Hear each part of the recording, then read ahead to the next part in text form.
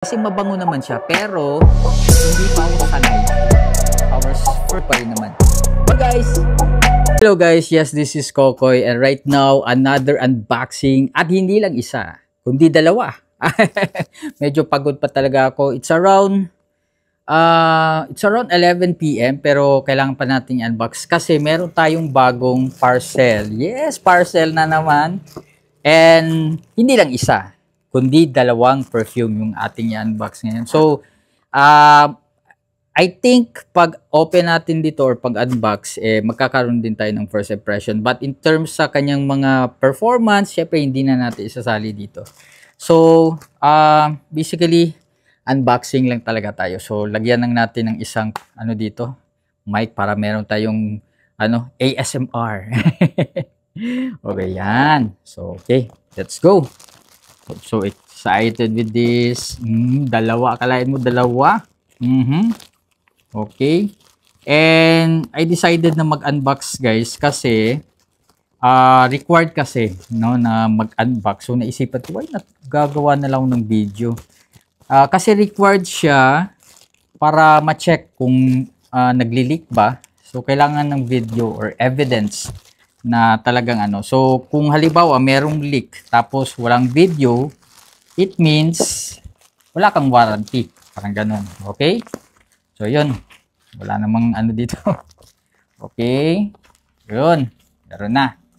Medyo, to be fair, maganda yung packaging niya guys, ha? Medyo very secure naman siya. Yun nga. Sa sobrang secure, parang nahihirapan akong mag-unbox. So, reality unboxing to guys. Wala tong cut-cut. Bahala na lang kayo dyan. Okay, meron pang karton. Okay, yan. Nakita ko na.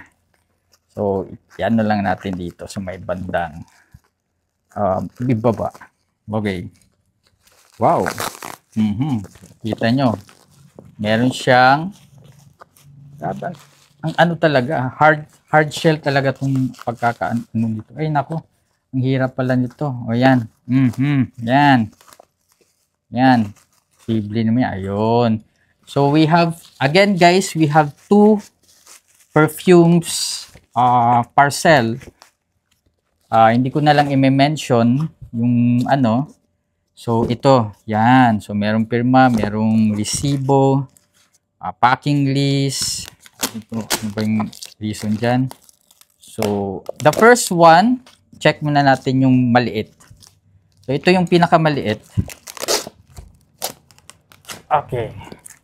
So, focus muna tayo dito. To be fair, maganda yung pagkakarton. Ang hirap niyang i-open talaga. Pero, for me, okay na siya. Kasi, at least, maganda yung packaging. Ayun. Ayan. Ayun. So, wow. Highlights pala agad. So, ito yung in-order ko, naalala ko na ngayon. This is the Club de Nuit Milestone, no? From Armaf. Kung hindi ako nakakamali. Yes, Armaf, no? So, makikita nyo guys, meron siyang parang ano ba ito? Logo ng Armaf and meron siyang mga barcode something. So, i-open na natin. Okay. Isang video na lang. Bukas ko na lang i-open tong isa. So, unahin na lang natin tong Armaf Milestone. So, basically, isa to sa mga hype talaga na na perfume, no? Middle Eastern perfume sa TikTok, no? And makikita nyo guys, kakaiba ito Akalain mo isang karton. Tingnan nyo naman, karton. 'Di ba? Karton. O yan, mga logo. Yun, ano ba 'to? Okay, yung kanyang expiration date and meron siyang nakalagay na made in Dubai, UAE. Pero ito yung napansin ko guys, very flat siya, pero meron siyang ganito. Ayun Parang diamond or something. To be fair, ano ba yan? Okay, so this is our product. Ding, ding, ding, ding. Meron tayong, wow, legit na legit So meron tayong Armaf Club de Nuit Urban Man Elixir o anong dyan, Chong. Okay, so this is it guys. Yon. So, one cover. Then, meron pa tayong second cover, which is, ito naman yung kanyang cover box. Talagang gold na gold tayo ngayon. Gold na gold tayo ngayon. Tapos yung ano ko pa, yung ilaw ko pa, medyo may pagka-warm. No? So, super gold na tayo. Okay, so ito na. Ay, grabe naman yan. Legit na legit to. Grabe. Solid. So, makikita nyo guys yung battle niya. Ipapakita ko lang kung gaano kaganda. Wow. Diba? San ka pa? Very transparent. Charot. It's really goldy. Tapos, syempre, ang Armaf is kilala dito. Yung mga ganon. Syempre, yung mga signature design nila. Pero, itong box na to, very ano lang. Maganda siya, no? So, first impression. Okay, actually, nalimutan ko na kung ano yung first note nito, second note, and third note, or yung tinatawag nating top note, middle note, and bass note. So, i-check ko na lang kung ano yung maamoy ko dito. So, okay, so, our first spray. Okay, yun. To be fair, yung kanyang atomizer, okay lang naman. I would rate it 6 out of 10. Okay. So, let's check again.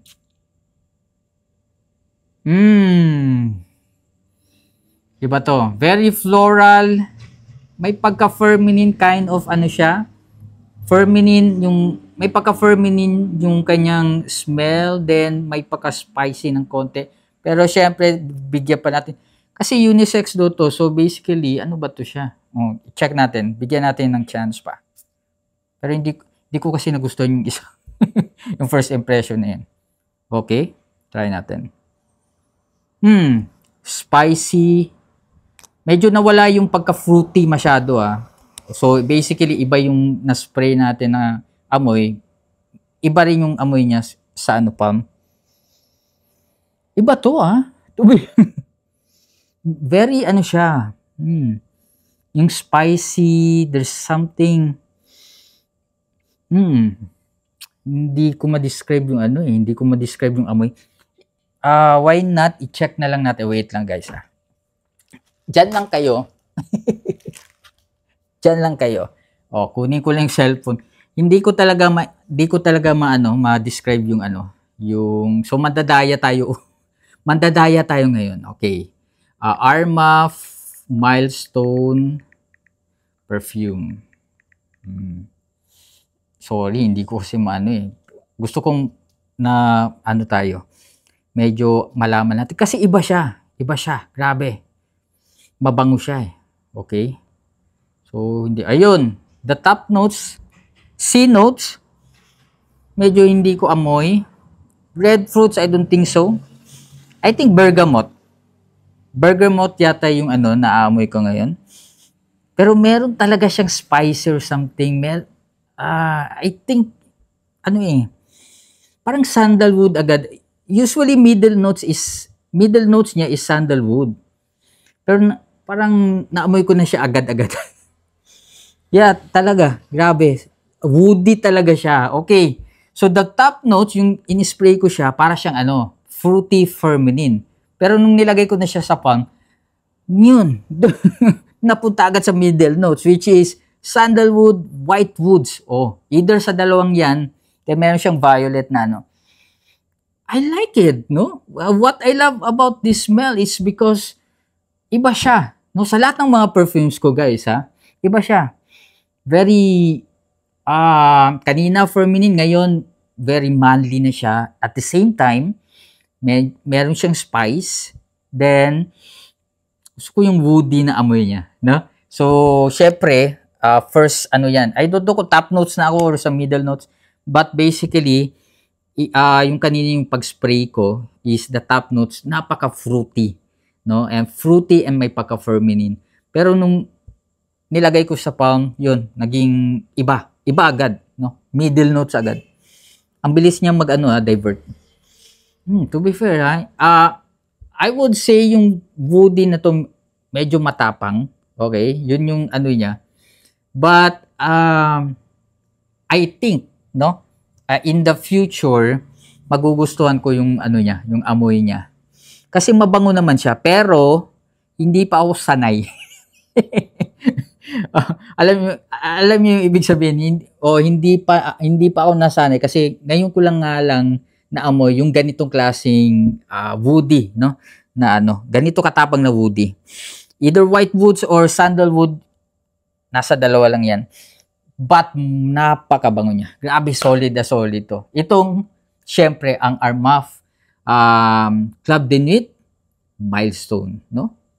Kung i-recommend ko ba, depende. Kung gusto niyo ng mga sweet, pwede naman to. Pero, after ng sweet, mga 5 to 10 minutes, panigurado, woody na siya. Oh, so, magiging panglalaki na yung ano niya. Pero, mabango pa rin naman. But, again, depende yan sa, merong ginatawag na, angayan. No? If naangay ka, or fit ka ba sa amoy na yon. So, depende lang talaga guys. But in my case, pagbibigyan ko pa rin to, magkakaroon pa tayo ng second video about this Armaf Milestone.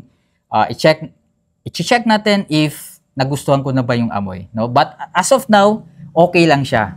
Pero I don't know, nalilito na rin ako kung nababanguhan ba ako o hindi. But nababanguhan ako in a sense, pero medyo naguguluhan pa. So, thank you so much guys for watching our video. This is Coco of Laking Davao, unboxing syempre, ang Armaf Club de Nuit Milestone. Thank you guys!